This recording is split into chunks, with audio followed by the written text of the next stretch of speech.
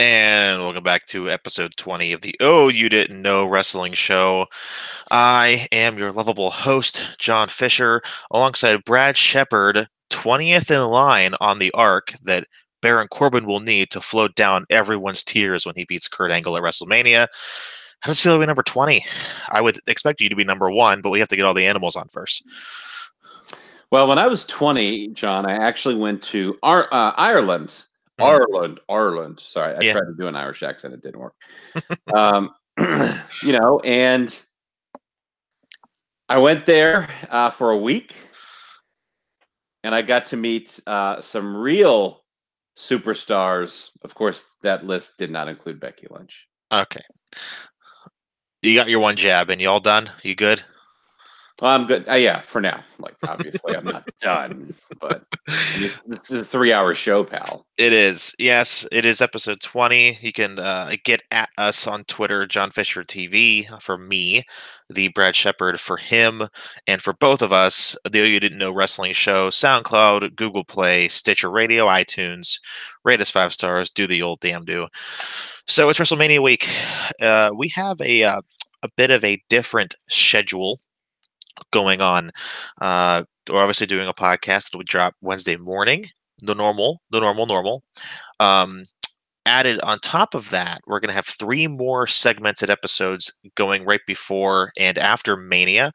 On Friday morning, I'll be an interview with The Miz, one-on-one, that'll drop for all of you Friday morning. Sunday morning, Brad and I will get up a little bit early, do a little bit of a preview for WrestleMania, which you'll find our official predictions. And then Sunday night, we'll do a little chat about it. So how about that? It's going to be a long weekend. Well, at least thank God we're not going. I'm telling you, 100%. I will not be going to WrestleMania again. You'd have to pay me to go, for real. I don't even know if I would go if you paid me. It really would depend on the amount because I'm not going to sit through an 8-hour show live and in person. I don't care if it's wrestling, if it's an 8-hour Super Bowl. It doesn't matter. I'm not sitting through 8 hours straight of anything. So here's a good example. Very timely as well. So Monday, I went to the Pittsburgh Pirates home opener. It's a bit of a tradition you do every year.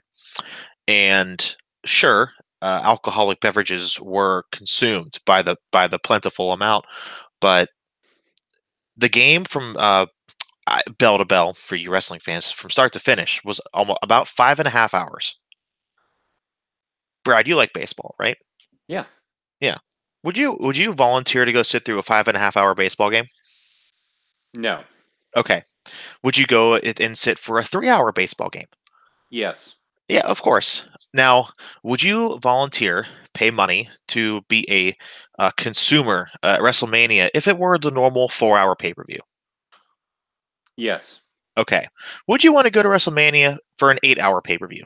No, absolutely not. Yeah, so that's the theme, everyone, that we're trying to get at is, and we're going to talk about this a little bit later after we get through the big red and blue, is that holy crap,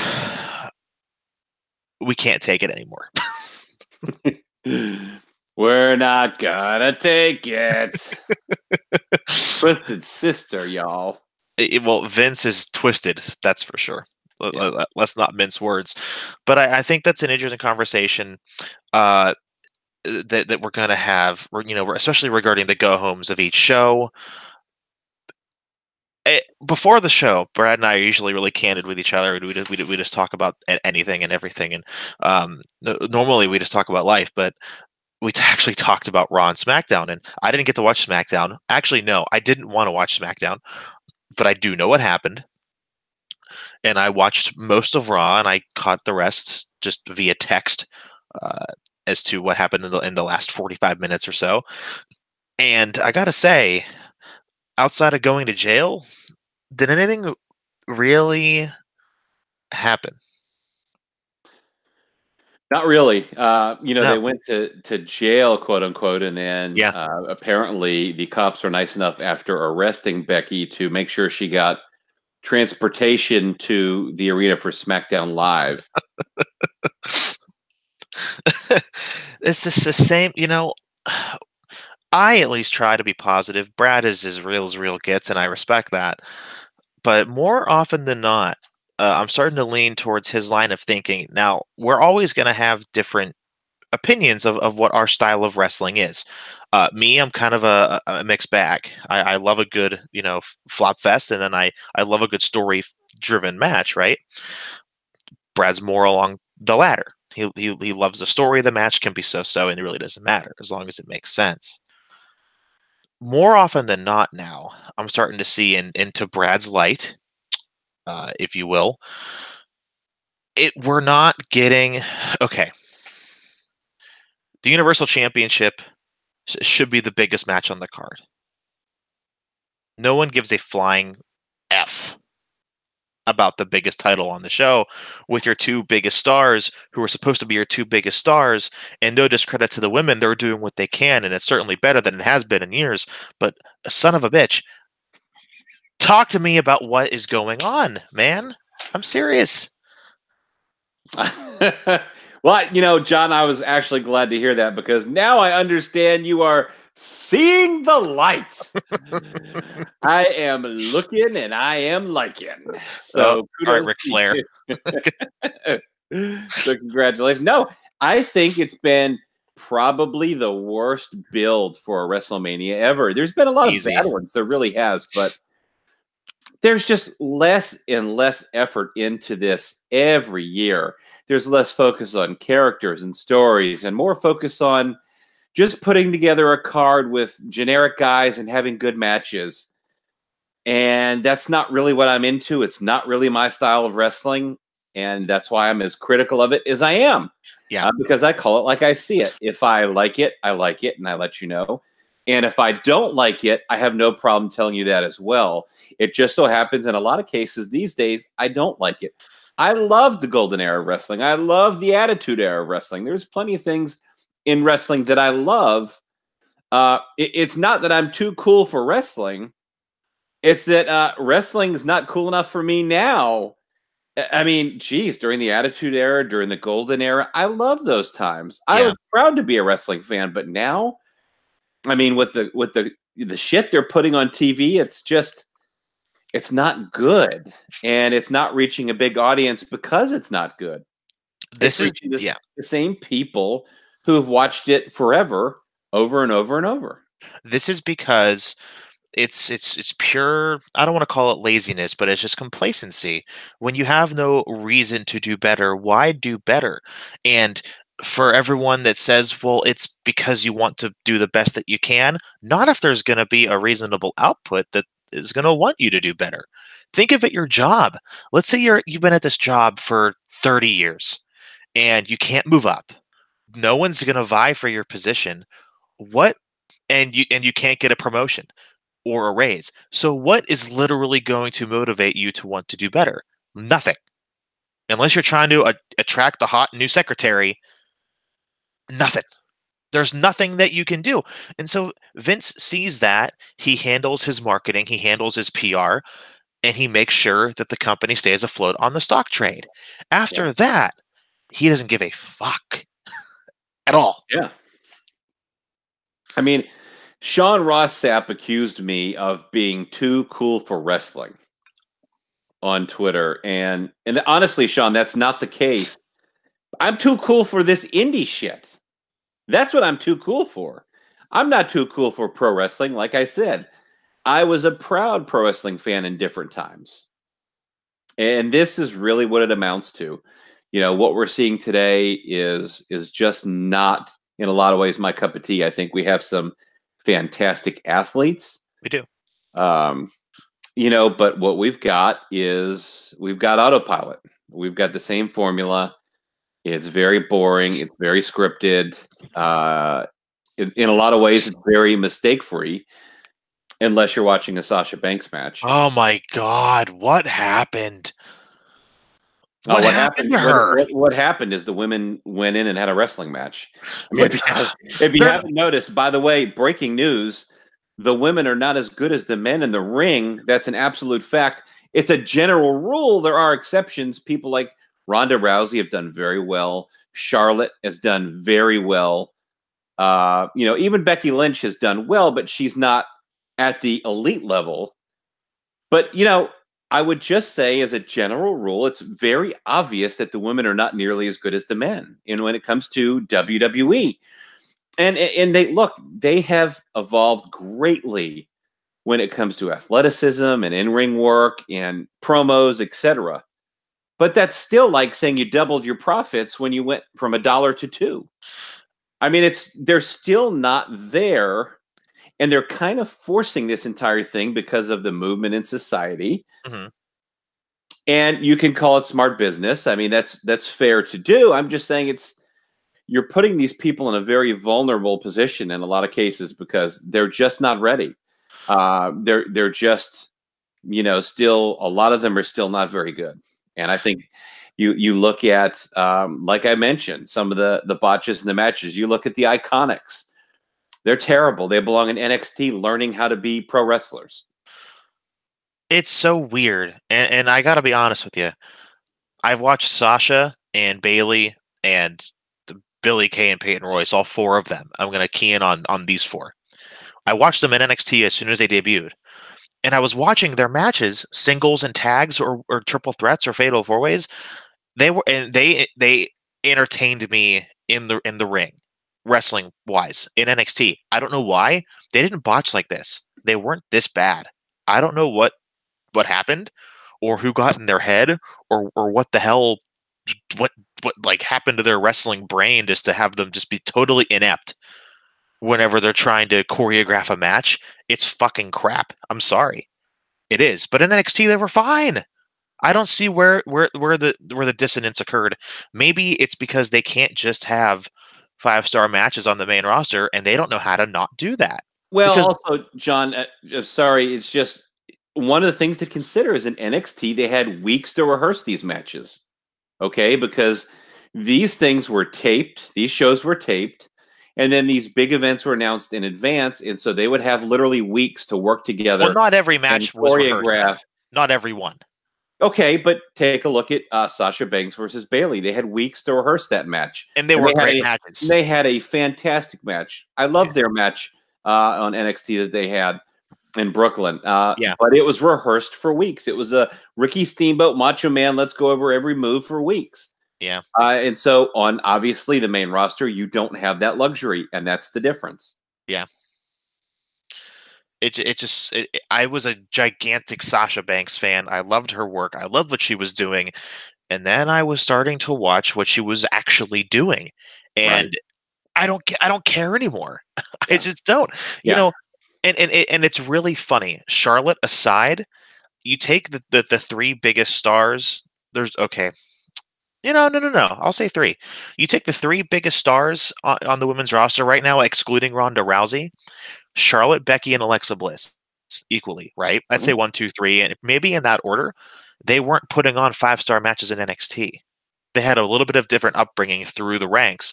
I mean, Charlotte did have that classic against Natalya, but outside of that, those three, they were different, but they performed differently in NXT as well. Yeah, and I have to be honest, we're going into WrestleMania, and obviously we'll talk about that later. But, Becky Lynch is the number 3 player in that match. She is the third of the 3 when it comes to the entire total package of being a pro wrestler. She's still getting the most reaction, whether we like it or not. And I still think they're going to put the belt on her. And we'll see sometime. And yeah, I know the old adage is that the person makes the belt doesn't make the person, which is true. Maybe she can take the ball and run with it. I mean, we saw last summer how well she was doing, just organically getting over by the fans and just being what she's supposed to be. But that's not her character now. No, it's not. Now her character is a dollar store Stone Cold ripoff. She's a fake tough guy. Okay. It's like, if you want to hear some real cheers, tune into SmackDown, give Kofi Kingston his Jamaican gimmick back and call him the Man. He's far superior to Becky Lynch right now in every regard. I mean, he's also an 11-year vet. I mean, he She's a deflated balloon. Where's the momentum? Well, they killed it. And I don't put the blame on her here. I put the blame on the complex storytelling and trying to do 9 different things when you only have room for 3, which is what Vince did. The storytelling was completely illogical. It didn't make any sense. They were adding way too much when they could have had a whole month to build this thing, knowing that it was a triple threat a month ago. But no, they don't do that. They decide to change the script every other week, and you know that. I mean, you reported it. So yeah, but John, they don't need a good story. Goddamn, pal, we got the first ever women's main event at the WrestleMania. yeah, It's not about the story; it's about women's empowerment. Oh, sure. Fuck Okay. the story. Yeah. You know how long women's empowerment lasts? When the next story happens not involving women empowerment. That's when the news dies. All right. Short attention span in America is happening right now, and I'll be honest. Even with the WWE, when WrestleMania is over, the next fucking thing they're looking to is the Saudi Arabia crap that they're going to put on, and it'll be the biggest show of the year. Even the WrestleMania was just a month earlier, so let's not forget what we're doing. Yeah, and I'm looking forward to that Ultimate Warrior Yokozuna Dream match at the Saudi show. Yeah, Benoit is a special guest referee. Yeah. No, so yeah, we don't need a story. So that's a really good segue. Chris Jericho earlier this week on Inside the Ropes, I had a really good interview. I suggest you guys go watch it on YouTube. I'll give them a shout out. They're good people over there. Talking about a bunch of different topics. But the one that really stuck out to me, and I texted Brad this earlier this week, was when Kevin Owens and Chris Jericho had their match. It was like the big story, the big penultimate moment with the Festival of Friendship, led to the Mania match. It was a pretty good match, but the story itself was flipping great. And Vince McMahon hated the match because Kevin Owens was doing these flippity doos, as Brad likes to say, and but he's a heel. He should be working as a heel. Mm-hmm. Yeah, Vince thought it was one of the worst WrestleMania matches that he's ever seen. I think that's a bit of an exaggeration, but I don't understand how Vince can just go from that, which is the right way of thinking. Well, you have to tell a story, be the heel in the match, and then completely just fall off the rails and not give a fuck about a story. Jericho said, and I quote, "I'd rather have an okay story and an okay match and a great story than a great match and an okay story." Yeah, and I agree with Chris on a lot of that stuff, but also I think, frankly, he's reaching dangerous levels of sodium intake. I think he's a little salty. WWE pulled their talent from being on his podcast. Yeah, I know. But what do you expect when you're working for AEW and you say you're going to take them down and you go out there into their backyard of a SmackDown show and you say things like make noise so they hear it, and you're really kind of poking the bear. So when you do a lot of those type of things and then they say, well, fine, you want to do that, that's cool, but you're not going to have our talent on your podcast. That's perfectly reasonable and understandable. Sure. So he's been a little salty. He's been throwing a little shade, little backstage info on some things. He's a little triggered, I think. But I do agree with Chris on his style, and I think Cody Rhodes actually has the same style of, he likes that psychology as well. Where obviously people like the Young Bucks are the complete opposite. They're just total fucking hit them with 20 super kicks, dance around, and act stupid. I think I put on Twitter, and a few people disagreed with me, that there's a reason at WrestleMania 3 people always talk about Hogan body slamming Andre the Giant, but they were missed to clue in on the big moment of Steamboat and Savage, because there wasn't a big moment. It was a great match. And then I had some J-Bro say, well, it was a 4-month build to yada yada. It's so. the build to this Ronda Becky Charlotte crap has been going on for 4 months. And yeah, the match might be fine, but people, and I hate that I'm saying this, people might be talking about Kurt Angle's final match over a thriller maybe that the triple threat might be, because it's a story they tell. Kurt and Baron are actually telling a story. Imagine that. Yeah, I mean, nobody bought a ticket to watch Steamboat and Savage. Newsflash. No, they bought it to see Hogan and Andre. Yeah, yeah, and that isn't you discrediting Steamboat and Savage, is it? Because I certainly don't think so. It was a great match. Yeah, nobody paid to see it, but it was a great match. You ain't wrong. You ain't wrong. Yeah, so Becky, Charlotte, and there's really only like a few things that I wanted to touch on from these shows. Yeah, the women getting tossed in jail, just overdoing it, overcomplicating everything. It's not necessary. It just isn't. I just thought the whole thing was so wacky. And yeah, I know what they were trying to do, and some of it was good, and some of it I thought was terrible. Yeah. It was just too forced. And again, especially with, I could totally see Ronda Rousey doing something like this and it being believable. Mm-hmm. I can't see Becky Lynch doing something like that and it being believable. It's just so try hard, and it just is so unnatural to see her do this kind of thing. Again, the dollar store Stone Cold, and I watch it, and it's, and she said, like, what was it? Kiss my foot or kiss my butt, you little weirdo? Taste my foot, lick my foot, maybe? Something like that. Basically, it was like a 5-year-old insult while she's in the middle of the most heated backstage fight of her life. Yeah. And she's saying, something that would be the insult of a 5-year-old. Like, there's no aggression, there's no emotion really behind her voice. It's so lame, and it's so bad for someone who's going to be the main event of WrestleMania. And somebody has got to call this out, because everybody is kissing her ass, and it sucks.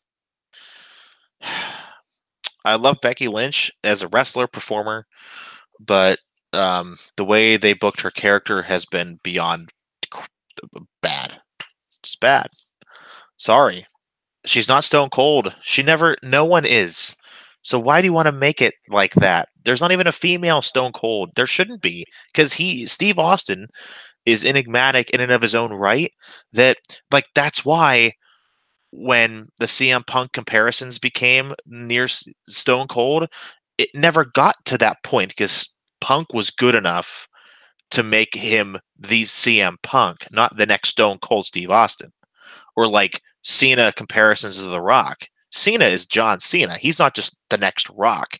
He was John Cena. You see what I'm getting at? So Becky Lynch should just be Becky, not Stone Cold ripoff. It's just not right. It doesn't make sense. It sucks. It sucks. And everybody is fucking scared to be honest about how they really feel. And granted, there are certainly some fans that think it's fucking fantastic. Most of them are 14 and under. Okay, most of them did not see the Attitude Era in their primes. Most of them did not see the Golden Era in their primes. Most of them don't know what the Austin era was really like. They're watching the dollar store ripoff, and they think it's fantastic. And then you've got these wrestling journalists who are promoting a social agenda, and they're so excited about a woman being the main event. Let's be honest, it really doesn't matter how well they do. They're going to put it over. And somebody's got to be honest about this and say, look, yeah, equal everything is great. Okay? But let's not make something happen when it doesn't deserve to be there. And let's not make Becky Lynch into Stone Cold Steve Austin 2.0 when it's not there. And believe me, it is not there. No, it's not. It just isn't. She's doing what she can with what she's given, but what she's given isn't good enough.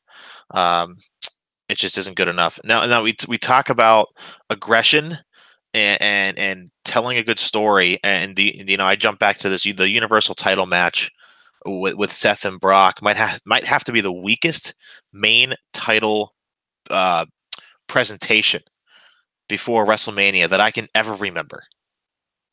Oh, it's terrible. Seth Rollins is an overrated babyface. I just think he's so underwhelming.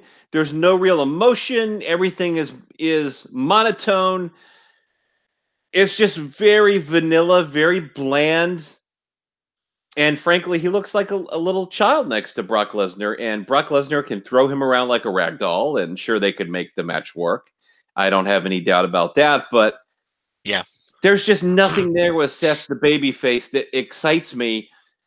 He's very generic. He's very boring. I'd rather see a tweener Roman Reigns over Seth Rollins, but that's just me. That's just me. Or even an aggressive Dean Ambrose. Well, we're not going to ever get that again. So why even bother? So yeah, it's completely underwhelming. I don't care. I hope Brock loses just so the belt is on the show. But that's just being selfish. I don't care who the part-time guy is. I just want the belt on the show. And I'm not opposed to Brock Lesnar being champion if he's on the show more often. Look, yeah, he doesn't have to be on it every week, but goddamn. More than 4 times a year, 6 times a year. A little more than that may, let's find the moderate balance here. Pal. Yeah, it would help. Moving on to a few other things from Monday Night Raw. Yeah, we talked about the 8 women tag, which was just a travesty. Beth Phoenix, we've been talking some shit on the ladies, but son of a bitch, she's the best one there. She has been gone for 7 years. Well, she's certainly believable based on her strength. I mean, yeah, and that's what I like. As I've talked about, the women superstars in WWE who have caught my attention over the years are the superstars like now Ronda Rousey and then Chyna. Yeah, and Beth Phoenix was another one from her era who, again, really believable and strong, and that's good. And you can see that even now she's much bigger than the female superstars that she's competing with today. And yeah, it's I think it's telling. But well, I mean that I'm sure that wasn't your favorite part of Raw, but we're gonna get there. I'll make you sweat a little bit.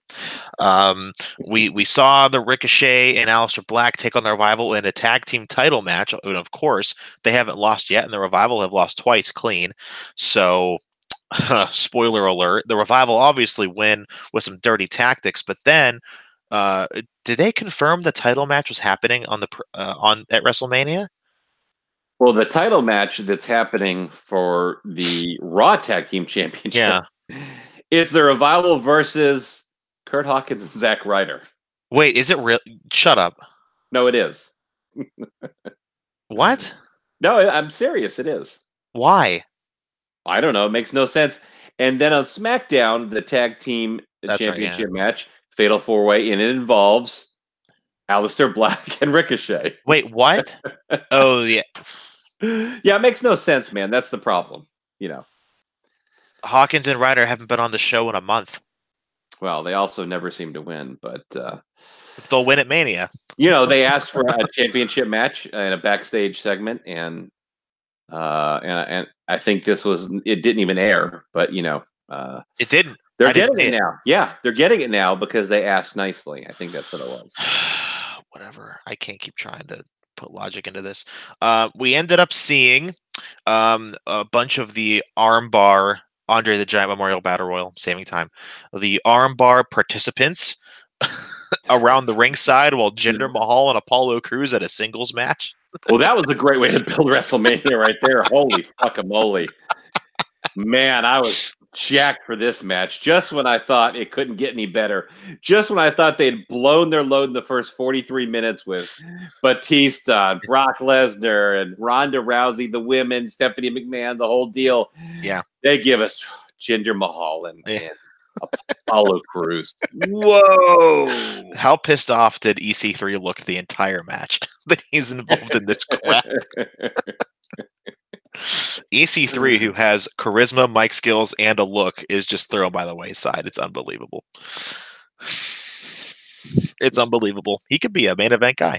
We'll never find out, though. Moving on from that just complete atrocity. All right. So before we get to your favorite part of Raw, I want to talk about Batista. What have you thought of this whole build? And now that we know it's for Triple H's in-ring career, we obviously know this is Dave's last match. To me, I'm excited for it because of that. I like them both. I'm fans of both of them. I always have been. So for me, yes, I think it's going to be fun. Have I think this been it's do I think it's been the most creative angle? Not so much. But in this, like the two people wrestling, they sell the match alone. They don't have to do very much, which I kind of like better anyway.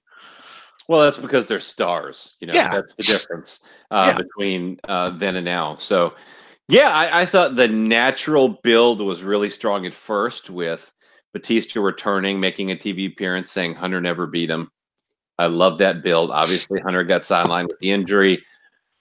He's back in time, and I thought they just botched it from there. Yeah. They fucked it up from there, which is no surprise. But still, in spite of that, in spite of it being a subpar story, I think Batista's been great, but they're still going to have a good story. They're going to tell a good story in the ring. It's not going to be a 5-star match, and no one expects it to be, and that's perfectly okay because it's not about work rate. It's about telling a story in the ring, and I'm looking forward to it, especially compared to everything else we have. So. Yeah, I would do one thing just different, though. I mean, obviously, you have the intrigue of Triple H, and if he loses, he must retire from in-ring competition. But I would go one step further. Oh, no. What if Triple H wins? Mm-hmm. Then Batista has to tell the WWE Universe how big his dick is.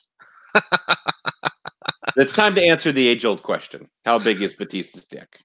Well, you know how just about a week ago, Kobe Bryant was on a late night talk show, and he has never ever said who's better, you or Michael Jordan, and he had to lick cow shit. I think it was cow shit if he didn't answer. So I think that's what we have to do. We have to. I'm going to raise you. We have to get Randy Orton and JBL to shit in a bag, and then we take the bag out to the ring and say, if you don't tell us how big your dick is, you have to eat Randy's shit inside this duffel bag, which may or may not be Johnny Gargano's duffel bag. No, it's definitely Johnny Sharman's duffel bag. Or maybe he's got an option because we like options. Everybody likes options. You can be presented with the duffel bag, Johnny Gargano's duffel bag with shit in it, or you have to shake Randy Orton's hand. Either one. Here's a quick joke. You know why it would be really bad if Randy Orton shit in Johnny Gargano's duffel bag? Why? Well, he saves on airfare because he fits inside of his own luggage. That's actually true. He does. He's very tiny. That Johnny Gargano, he's very tiny. All right. I'm building you up way too much tonight because now we can get into Brad's favorite part of Monday Night Raw. But first, you have to dangle that carrot out in front of you. As customary, since Dean, I am Pietro, could not be here tonight. He had something come up. Denny's. Yes, the rumor and innuendo is that the neighborhood Denny's is going out of business. So Dean had to use the electric scooter that he was given from the home. He had to scooter himself down the main Pittsburgh highway onto the Denny's and make sure that their Grand Slam doesn't hit a home run out of the park. Because if so, where's he going to go to breakfast? Chick-fil-A is too expensive. Yeah. Obviously, McDonald's is too cheap. Yeah. No one has a Grand Slam breakfast like Denny's, and let Dean tell you that himself. But I was going to go with the Fridays bit, but I think Denny's made more sense. Yeah. All right, so Dean, who has been pretty vocal on Baron Corbin and Kurt Angle, and not in a negative way, decided to add his 2 cents. Well, for him, it's 99 cents, but, tomato. To the very core of my soul to agree with you. But I'm going to drop an elbow on the critics of the Baron Corbin-Kurt Angle match. Not only should this match happen, and is it the right decision, because there's already a 2 part-timer match with Batista and Triple H, and we didn't need another one with Angle and Cena, but Corbin needs to be the victor in the match. Y'all go and bitch and complain that WWE doesn't make new stars. What better way to make a new star than Kurt Angle doing the honors as is traditional in professional wrestling, this side of Bruno and Trish Stratus, with the exceptions, that's the way it's done. This will elevate Baron Corbin to such a hated status, but they need to go a step further. I said when Roman Reigns, quote-unquote, retired The Undertaker at WrestleMania a few years ago, the next night, not only should Roman Reigns have come out, Roman Reigns should have come out wearing The Undertaker's gear and saying, "This is my yard now," and that would be nuclear heat. WWE should go a step further. John alluded to what I said last week. Not only should Baron Corbin win, come out Monday night, fly on the gimmick of "I'm the one that retired the great Kurt Angle." He should wear a red, white, and blue gear. He should talk about intensity, integrity, and intelligence. He should just steal the whole effing gimmick. That is how you build heat. So, next time, though, you complain they're not building enough new stars there, WWE Universe, remember that you're trying to be against them doing that very thing. Enjoy WrestleMania, everyone.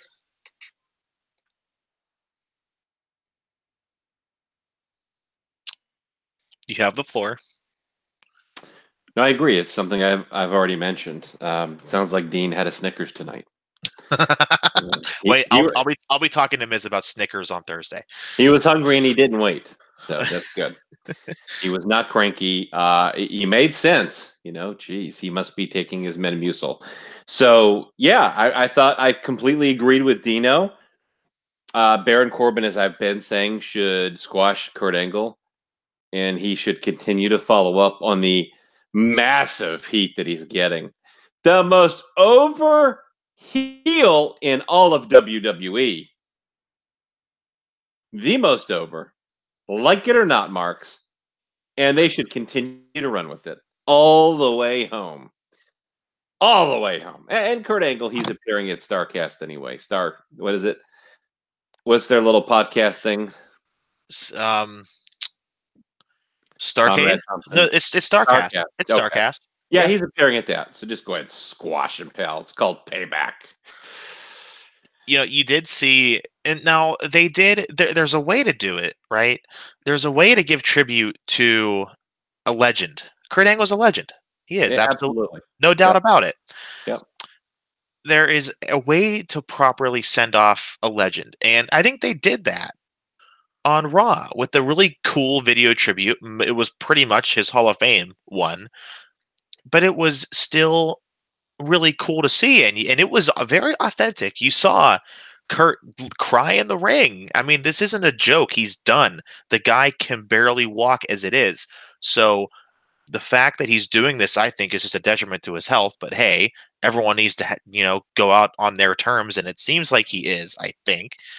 And that made the moment very real, and I enjoyed seeing that. Having Corbin come out like a couple minutes after, still, it was the right decision, because if you haven't come out during it, I understand you're trying to build this guy up as a gigantic asshole, and that's one thing, but you also have to respect the business a little bit on the back end, and I think that they are. If Corbin doesn't win, it does nothing for him. It doesn't. Agreed. It just does nothing, and that means that okay, so Baron can't beat some 45-year-old schmuck who can't walk. Why would I think he could ever win a match that's important ever again? It just demeans. I mean, it's all fake, so who really cares? But it just demeans what? I don't know, man. It just demeans his value. Yeah, absolutely, and they've done that enough on their own, so they can't afford to have him lose here. They can't afford any tricks either. They can't afford any Cena coming down and beating up Corbin and taking the match instead. They can't afford any stupid tricks like that. Again, you have to stop with the part-timers, stop with the legends, and start putting some of these full-time guys over on these part-timers and legends. Mm-hmm. And, there's no logical outcome to this match other than Kurt Angle losing convincingly. Yeah. There's not one. That is the only logical outcome that is best for business. I'm not asking for a squash. Really, I'm not. I just think that'd be kind of lame. But, give it 10 minutes. Now, here's the thing. You'll disagree with me. I don't think Baron Corbin is good enough to carry a match on his own yet. Oh, I do. I don't. Absolutely. Because it takes, it takes a different kind of, brain to carry a match. Though. He's calling matches. He's literally calling matches in the ring. You do understand that, right? Including the match with Kurt Angle that he had on Monday Night Raw. So he's done this with Kurt Angle. Okay, he's already worked around his deficiencies before. He's calling matches in the ring, and this is going to be no different. It's absolutely going to work. If you're confident in that, then all right. I won't say that you're wrong, but I am. I mean, the restriction is going to be Kurt Angle. Period. End of story. And well, I know that. I'm not saying that Baron's going to be the restriction. Not by any means. I like Cena. I don't know if Cena is good enough to call a match by himself, or maybe he is. Who knows? Not that it would matter anyway. Why does John Cena look like JBL with muscles? God, his hair sucks ass so much. I hate it. I think he won't cut it because he's trolling everyone, including himself. He's trolling himself. He might be. He really might be, man. All right, SmackDown Live. Nothing happened. That's SmackDown Live. Well, the Iconics cut a terrible promo that made my ears bleed. AJ and Randy Orton had a good back and forth, so I did enjoy that. That was something I enjoyed on SmackDown. They're fantastic. Yeah, absolutely. That's been a bright spot, 100%. And that's really about it. I mean, you've got the SmackDown Tag Team Championships deal now, the 4-way. So there's that. Becky Lynch was out to cut a promo, and it was very, very weak. Okay.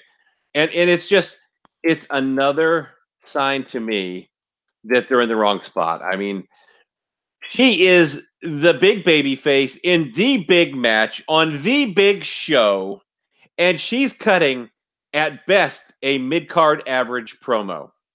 Mm-hmm. That's what she's doing on a go-home show to WrestleMania. Yeah.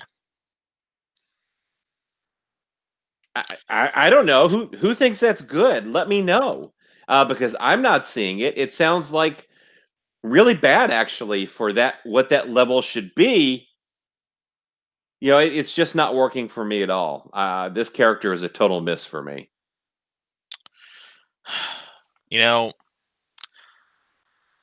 I wish they would give her better material, or rather that, give her bullet points and let her go, because she has cut good promos before. I don't know why it's changing now.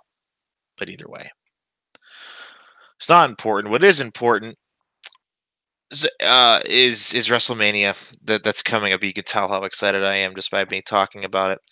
I'm honest, dude. I've never been less excited for a WrestleMania before. I'm more excited about NXT TakeOver, and I haven't watched NXT in 2 months. Yeah, I don't care. I could care less. I couldn't care less about NXT TakeOver. I mean, I think maybe the only exception would be Velveteen Dream and Matt Riddle. The War Raiders are wrestling too. Okay, I have no clue who they're wrestling, and I really don't care. The point is that, I'm not very interested in the NXT TakeOver card. So WrestleMania is going to be long enough that entire weekend. I mean, the entire weekend, if you got the Hall of Fame, if you got NXT TakeOver, if you've got WrestleMania, and that doesn't include any other wrestling you may watch. Yeah. You've got Raw and you've got SmackDown Live. And you know what? That's just too much fake fighting for me. I just can't do it anymore. So, well, I already told Dean and I always do something at WrestleMania and Royal Rumble. So he's going to come over. I said we're going to order food. We're going to watch NXT, and then we're going to watch the actual WrestleMania show, not the pre-show. the actual show. I'm not watching that 3-hour piece of garbage. I refuse. Now, do you think Dean's going to stay awake for the entire show? He is prone to napping, so I'm going to have to keep him awake. Yeah, heavily prone to napping, I understand. No, that's a shoot. Yeah. That's a shoot. He'll doze off. I have to hit the table. Yeah. Now he has pressure because everyone knows. I'll really quickly go over the NXT card very quickly and see if you give it a single shit.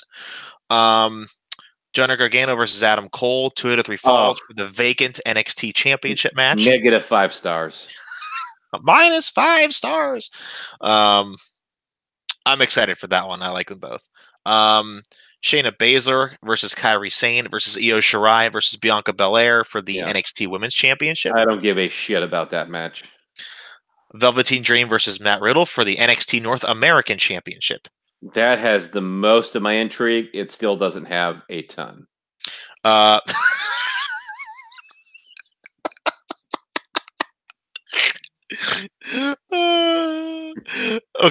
I'm going to save that one for last. Pete Dunne versus Walter for the UK Championship. Who gives a shit? Pete Dunne looks like a 14-year-old that never hit puberty. He couldn't beat up half of a high school that I live at. Come on, man. Are we serious? Like, his championship reign is like if a tree falls in a woods and nobody's around, doesn't make a sound. That's how I would describe his championship reign. It's irrelevant. He's boring and he's tiny. Next. Have you ever seen Walter? I've seen a little bit of Walter, yes. And Walter would absolutely squash him like a bug. Do you like Walter? I wouldn't say that I like Walter. I would just say he's big, he's tall, he's high body fat. He does hard chops.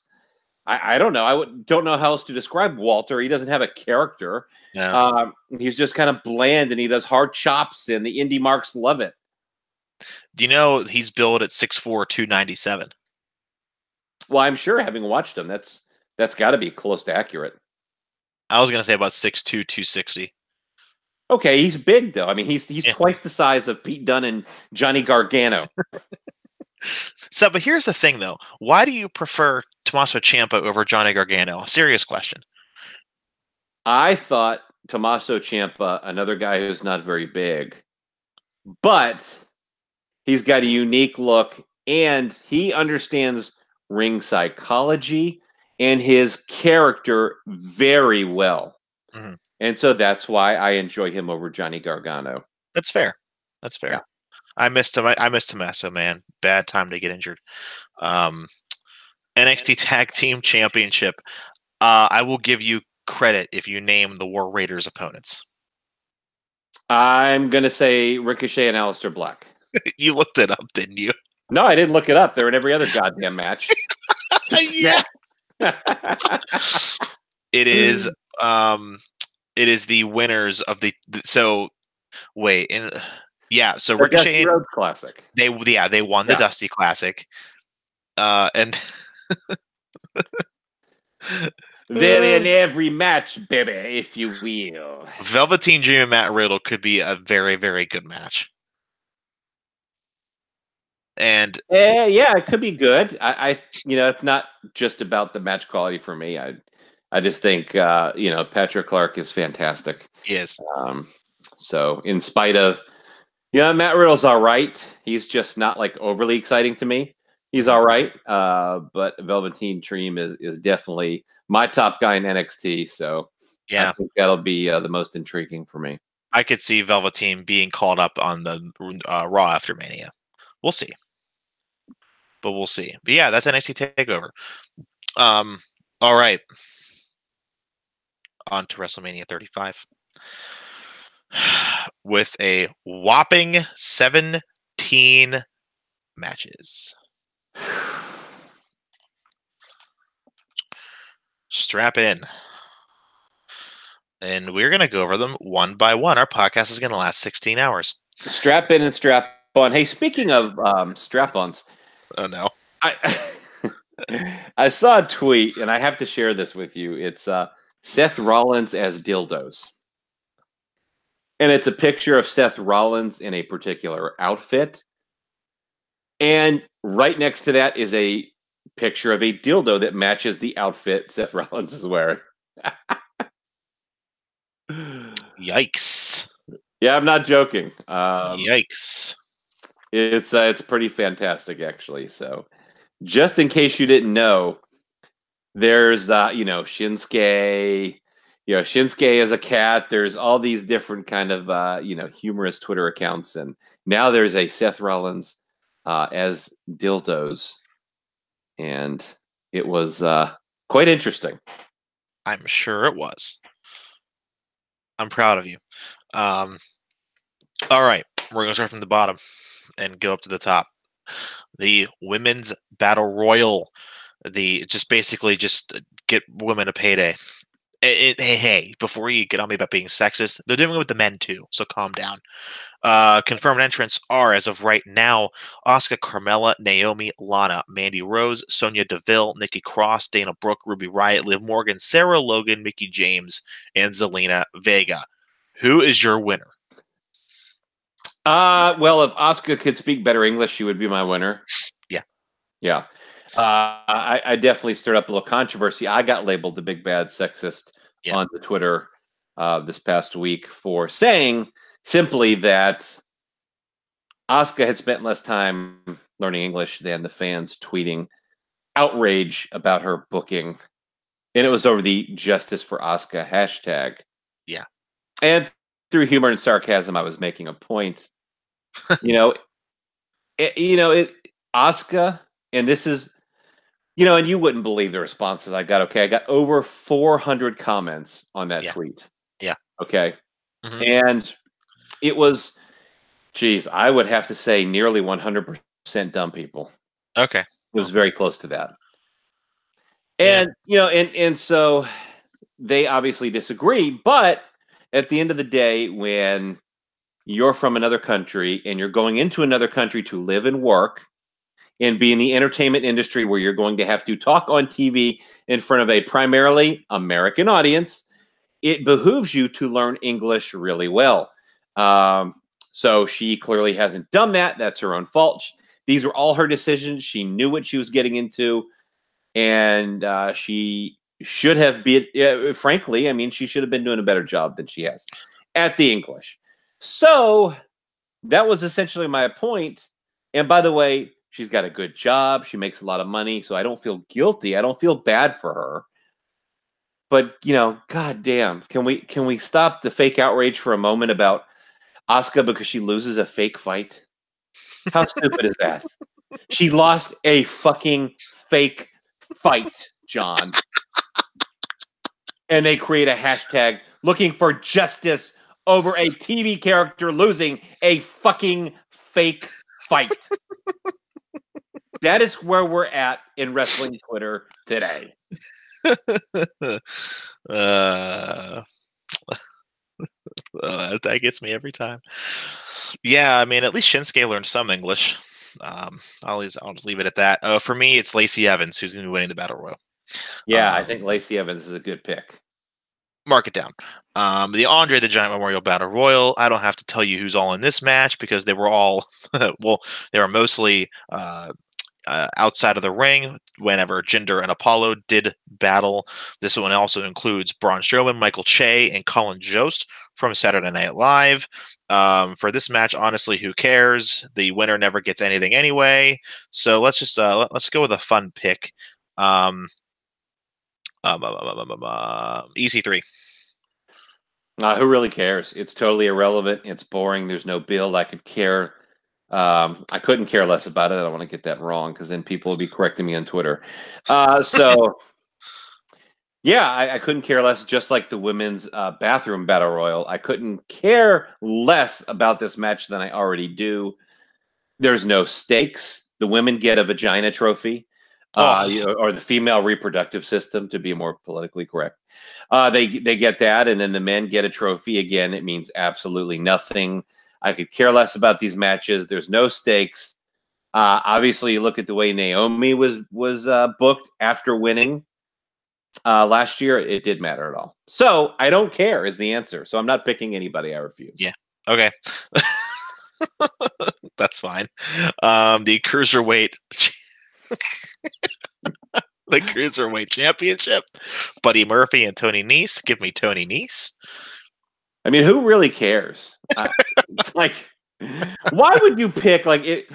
Buddy Murphy, first of all, should be on the main roster, not on 205 Live. He's bigger than basically a lot of the main roster already. Yeah, that's true. So, and then you've got Tony Nese, and it's like, who cares? Like, would you really pick this guy out of everybody in 205 Live? It's like nobody's going to give a single shit about this match. But it'll probably be 4.25 stars.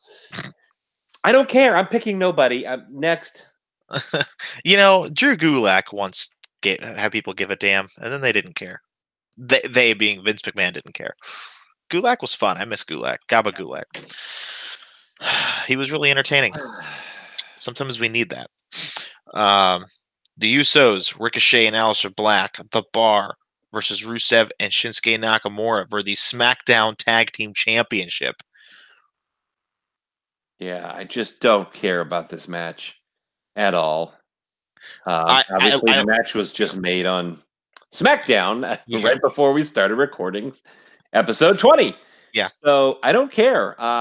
It doesn't matter to me anyway at any point. I mean, Aleister Black and Ricochet could use a championship win to help their apparently tag team career because you put two tiny guys together. That's what Vince does.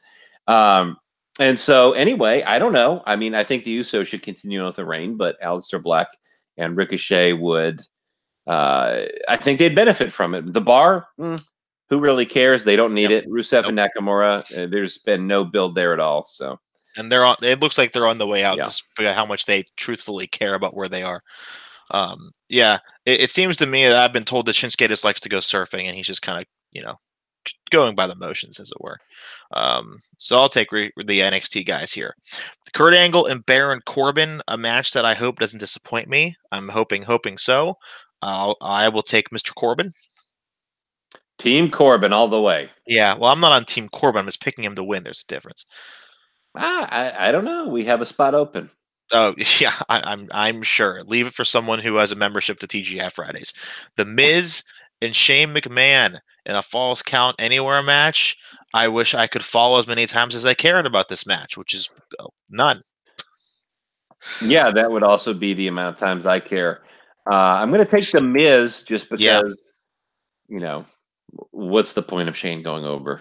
There isn't. Now, is he going to do a really big dump or a dump? Well, it'll be. I hope not, unless it's in the duffel bag of Johnny Gargano, one Johnny Sharman. Do you think he's going to do a big jump at any point? I don't think he's going to this year. I don't think he'll do anything too extreme. Yeah. There's not going to be a cage to jump off of. Women's, oh God, this is going to be just all sorts of awful. Women's Tag Team Championship match. Sasha Banks and Bayley, Beth Phoenix and Natalya, Nia Jax and Tamina Snuka, and the Iconics. Oh God. Nia and Tamina are going to win, I think. I don't know. Like, I'll take Natty and Beth Phoenix. Unless Beth like going to make a decent run in the company, or is this kind of like a one-off thing? Well, I don't think she's going to have a long-term run, but I don't know. It's who really cares? I mean, who cares? All right, I changed my mind. I'll pick them too. I think Natalya would have had a much better career if she wasn't a charismatic vacuum like her Uncle Brett. Yeah, she definitely is. There's a limited amount of charisma. Very, very nice person. Oh yeah. No, she's wonderful. But my gosh, I wish she could talk. If she could talk, man, the sky's the limit with Natty. Samoa Joe versus Rey Mysterio. Now, apparently, I don't know if this is confirmed, unless I missed it, but Rey Mysterio actually got hurt. So we might not be getting Samoa Joe and Rey Mysterio. Now, hate me all you want, but if Rey's hurt, I honestly hope he heals because I'm a human, but I couldn't care less about Rey Mysterio. I wish he'd go away, but I wouldn't. Wait a minute. What do you have against What do you have against short people? Oh yeah, I am short. Trust me, he's one of my kind. I'm actually tall. I actually meant, what do you have against older people? That's better. I don't. I love Joe, and I think Joe should make a dominant run as a U.S. champion. But I would not mind seeing John Cena take Rey Mysterio's place if he can't go. Do you think Joe should stop wearing satin sheets as a ring gear? I think he should cut his fucking hair. It looks disgusting. Yeah. I think it looks terrible. He doesn't look good. He doesn't. I'm sorry. And Joe is one of my favorites. Let's not, mince words. But holy hell, it sucks. Samoa Joe, if it's Rey Mysterio, I mean, I don't know. I hate Rey Mysterio. I don't want to see him wrestle anymore. I'm over him. 619 off to California and stay there. I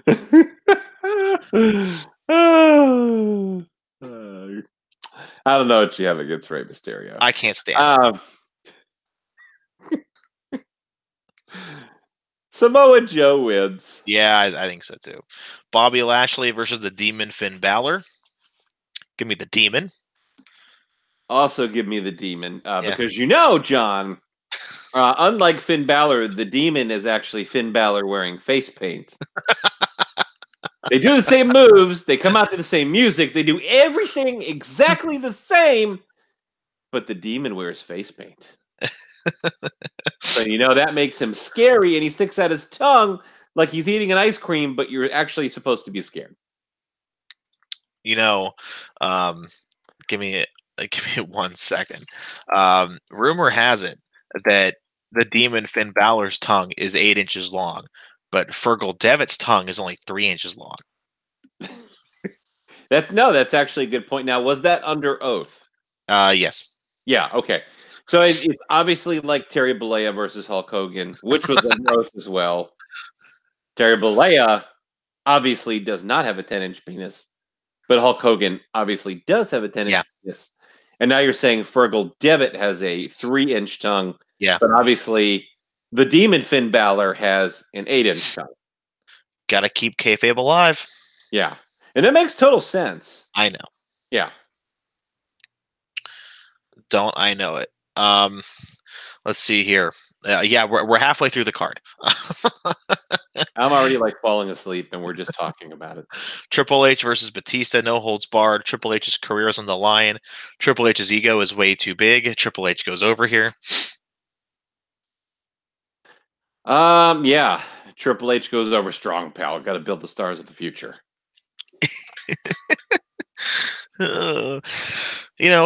EC3 threatening to take out Triple H's career could have been a cool story, but we'll never actually see that.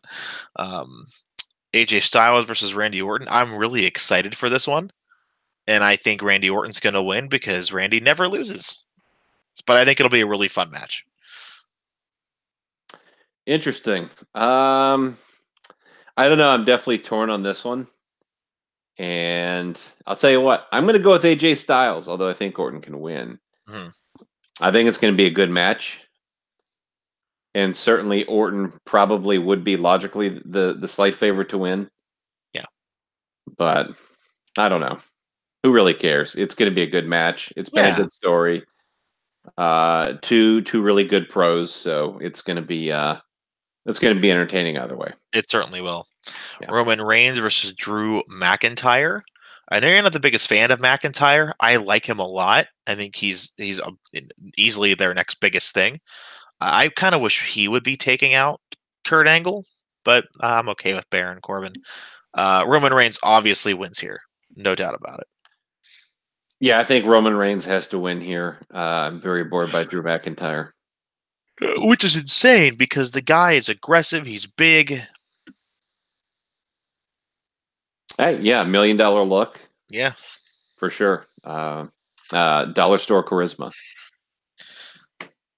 I'd like to see him as a babyface, but I don't know. That we might get it someday. The WWE Championship, Daniel Bryan versus Kofi Kingston.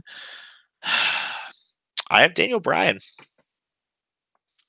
Yeah, I have historically had Daniel Bryan because I've been told he was still planned to win. Yeah. Obviously, as we approach closer to time with the story they're telling, it would seem there's a possibility Kofi Kingston could win the match. So, obviously the final decision will be made the day of the show itself, WrestleMania. Yeah. So it really is a toss-up. I'm going to go with Daniel Bryan still, but obviously I do think Kofi Kingston could win, depending on how they tell the story. No, I mean, they could easily get another few months out of television. I mean, to build the SummerSlam as a New Day triple threat for the title with like a heel Big E, it writes itself. Yeah, I mean, it could be that Kofi wins and it has a brief run and then loses again to Daniel Bryan. Like you have the Saudi show coming up, and Bryan's not going to go to that. And if he's champion, how does that work? They could obviously have him drop the title for a brief time and then get it back from Kofi. So there's a lot of different things they could do. So I wouldn't rule out Kofi winning, but I'm going to stick with Daniel Bryan. Yeah, I am too. For the Universal Championship, Brock versus Seth. Give me Seth Rollins. Brock Lesnar. Really? Yep. I think Brock is definitely going to beat Seth Rollins, or at least retain the championship. How that happens, I don't know. But I just don't see Seth Rollins beating Brock Lesnar. Good God. God help us all. And then the main event of the night, Raw Women's Championship, Ronda Rousey, Becky Lynch, and Charlotte Flair. I'll take Becky Lynch. I will as well. I wouldn't completely rule out a Charlotte win, but the match is going on last. This is their chance to have their babyface WrestleMania moment with Becky Lynch. And so for that reason, I think Becky Lynch will win. Yeah. So there you have it, guys. There's WrestleMania card. All right. We're now 3 hours into this podcast as we tell you about WrestleMania and its 30 matches. Unbelievable. Yeah. And this doesn't even consider Elias's performance? Yeah. The singing performance, which will be interrupted, obviously. Which could take 5 to 10 minutes. Yeah. And just think about, Sam Roberts on the pre-show. And speaking of bad hair, I mean, oh my God, Joe has bad hair. Yeah. Sam Roberts is like a Vidal Sassoon disaster. I was just gonna call him the human Q-tip. Yeah. He's not very good either. No, he's pretty bad. Yeah. So hopefully he's now in the pre-show. The only people like worse than him would be like a Lita, who hasn't been on in a while, or like a Shawn Michaels. Oh my gosh. Yeah, he's got like that wandering eye, and you don't know if he's looking at like the right camera. Yeah. And obviously, he's just a bad talker in general, and just seems to be completely fucking brain dead. Oh, jeez. Yeah. So I don't know. It's like, but they'll have Booker T. He's always entertaining. Jerry Lawler always entertaining. So as long as they have some of those guys, I think the old kickoff show panel should be fine. Here's hoping. I mean, the pre-show is going to be 17 hours long. So yeah. Well, it's kind of like, pre-cum. Oh. In that you've got to preheat the oven before you turn it on. It's getting it ready for the main event. And so that's what the kickoff show is doing. It's getting you ready for the WrestleMania. And sometimes that takes a little longer.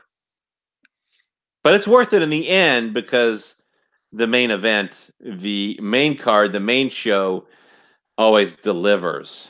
Yeah, you should always be pre-coital no matter what. Yeah, exactly. That would be my advice. Use protection. Gosh. And if you make a mess, use Charmin. That's right. And Johnny Gargano has plenty of that in his duffel bag, which also has Randy Orton shit in it. All right. Well, yeah, that's it for the 4-hour podcast. Yeah. Where can we find you on Twitter? That was exhausting. It was. I'm exhausted just talking about this card. God damn. At the Brad Shepard on Twitter, SHEPARD. Follow all of my work on ProSportsExtra.com, including my latest article about the women's bathroom battle royal. Make sure to check that out. ProSportsExtra.com. Yeah, and you can follow me at John Fisher TV.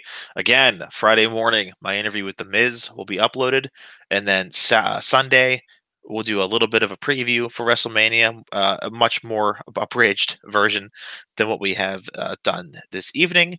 And then after the show, as long as we're still awake and the show ends before midnight, we'll do a good little bit then as well. And if the show goes too long, honestly, sorry guys, we'll wait till Tuesday night. It's too much. Sometimes, right. sometimes it's just way too much. I can guarantee you it is going to take everything out of me to watch Raw and SmackDown, because after 10 to 11 hours of wrestling in a couple days, I'm going to be really burnt out. Yeah, I'm going to be really burnt out as well. Just a warning. A warning, guys. Yeah. Anything else before we head off? Johnny Gargano is a bitch. Oh my gosh. You can't say that. Oh man. All right. We'll see. Enjoy WrestleMania. We'll see you guys Friday.